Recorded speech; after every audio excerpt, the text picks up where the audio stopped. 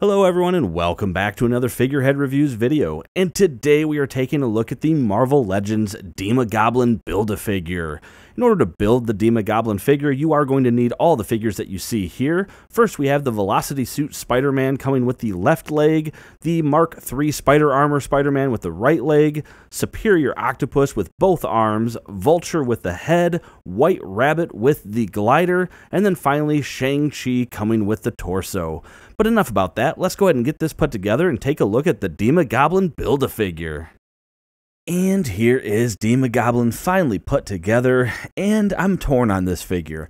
On the one hand, super excited to get him, simply because it finally rounds out the last of the trio of goblins to get. So we've gotten Green Goblin and Hobgoblin some time ago, and now finally getting Demogoblin is just awesome. So on the one hand, very excited to get this iconic Spider-Man villain, another piece in the Maximum Carnage collection that I eventually want to set up, and just an all-around excellent Spider-Man bad guy to get. On the other hand, it's a bit disappointing that it had to be a Build-A-Figure. I'm never really a big fan of getting regular-sized figures for the Build-A-Figure. I think the Build-A-Figure works best as the large-scale characters, and it's a great way to get us those bigger characters. But now that they're starting to do more of the deluxe figures where they're re-releasing the Bath body molds in deluxe form, I guess it makes a little bit more sense to do maybe some of these more sought-after characters as Build-A-Figures. And he is going to come with his primary accessory, which is his glider, which is cast in this yellow translucent plastic with the red and orange paint there to make it look like flames. And of course the sculpt there makes it look like flames too, which is very cool looking. On the front we can see the little claws there sticking out, and then we get the demon's head. And then it is going to come with a stand that does port in the bottom via a ball socket there. And that stand is going to have different length arms on it, if you will, for different styles of posing. So you can have him straight up tall, you can have him angled, you can move him around, and then you can kind of pick which one of those legs is going to work best for the pose that you have him in. Now, in standing straight up, Demogoblin is coming in at 6.5 inches tall, which makes him 16.5 centimeters. So no surprises there. He's a good height. But he doesn't have any other accessories other than the glider that we already looked at. So let's go ahead and just jump in here and get a better look at the paint and sculpt on Demogoblin. And getting up close here on Demogoblin, we can see a very cool looking face sculpt. I mean, this is absolutely awesome. Very demonic looking, a lot of wrinkles, a lot of sculpted detail in that face. And then we get that tongue there just lashing out. Those teeth, the eyes, man, they really did actually do a good amount of detailing and paint there on this head sculpt. I love that. Yeah, wow. Very cool looking. The hood on it is going to be stuck on there. I love that it has the little flares coming out, and we can see the inside there painted red. And we even get like just the tatters and the holes and things like that in it. But wow, that head sculpt really is very, very cool. Something else for sure. Going down, he's going to have his cloak, which is going to be a reuse of the same cape that we had with Hobgoblin. So you get the tatters again down here, and you got the blue on one side, and then the red on the inside.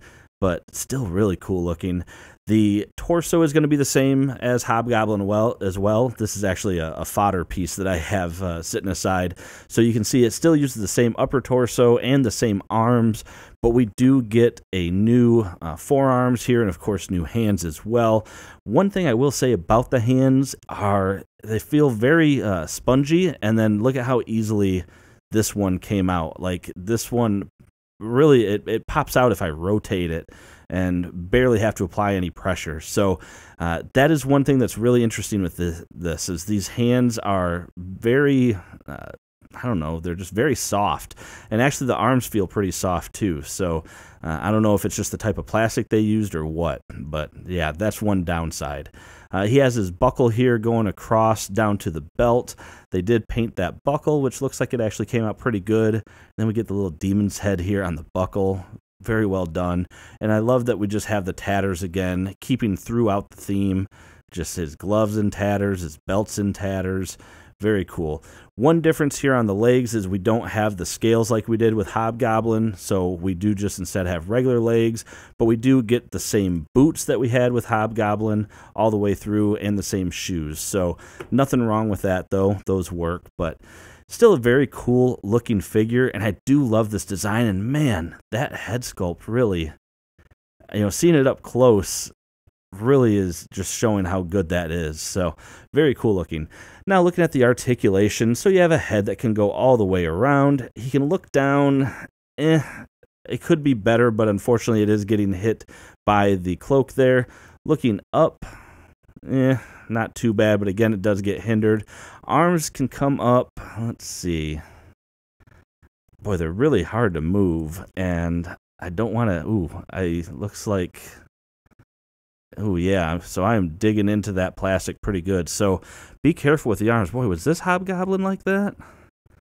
Yeah, I guess it was. Man. Huh, okay. So you don't really get much range there without cutting into that.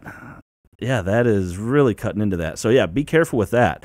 You do have a bicep swivel, double jointed elbow. You have rotation and a hinge at both of the hands, but you can see what I'm talking about with it being spongy. Like, it's not even, there we go. It wasn't even moving on the hinge there.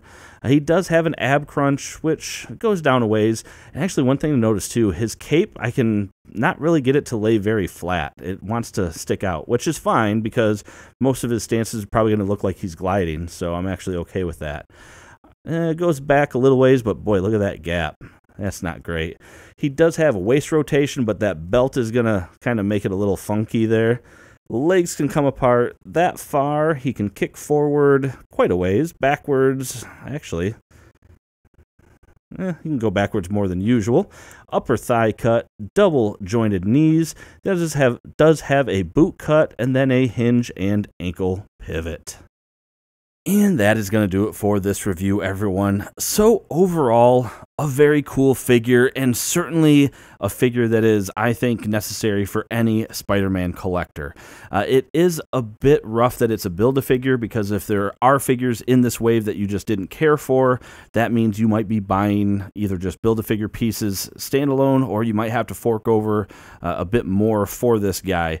Most Build-A-Figures tend to go anywhere between $40 and $60, it seems like. So that is the downside of getting an average size figure in Build-A-Figure form, is you're going to be paying up to at least double retail of what a normal 6-inch figure would cost. So that is a bit of a disappointment. This doesn't feel like, to me, it would be worth a $40 price tag on it. But I mean, if you can get the wave, I actually didn't mind the entire wave. There are some duds in it, specifically the 2 Gamerverse Spider-Man figures. I just didn't think were really all that great. Paint was good and sculpt was good, but yeah, I don't know. But anyway, if you can get this guy for a good price, or at least get some of the figures in the wave and buy whatever parts you can't get, I think he is definitely worth getting, whatever way you have to piece them together. So take that for what it's worth, I guess. But with that being said, like I said, that is it for this review. Hit that thumbs up if you like it. Subscribe for more content just like this. And as always, thanks for watching my videos, and have a great day.